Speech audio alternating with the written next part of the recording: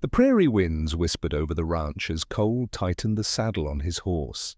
He carried scars no leather could hide, burned across his cheek, down his jaw, and across his shoulder from the barn fire that nearly claimed his life 3 years ago. Town folks didn't say it to his face, but he caught their looks. Pity, fear, even disgust. Cole had convinced himself no woman would ever see past them, until Clara arrived. She was new to the valley, a widow with a spirit stronger than the storms that swept the plains. She came to Cole's ranch one morning asking if he'd sell her hay for her livestock. He noticed she didn't flinch when she first looked at him. She simply met his eyes, smiled, and thanked him with a warmth he hadn't felt in years. Days turned into weeks. Clara stopped by often, sometimes with baskets of fresh bread, sometimes just for conversation. Cole felt his guard softening, though he told himself she was only being kind.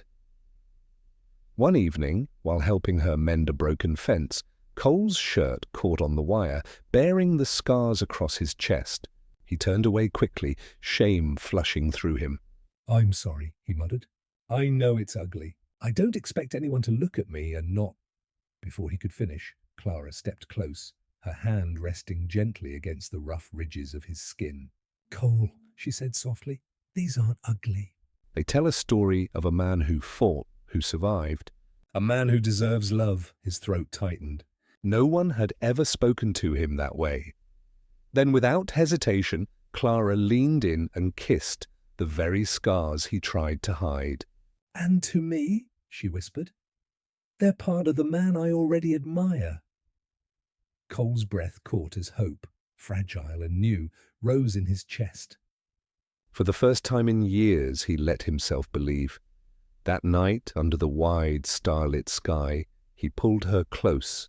The scarred cowboy, who thought no woman would ever take him, finally realized he'd been wrong.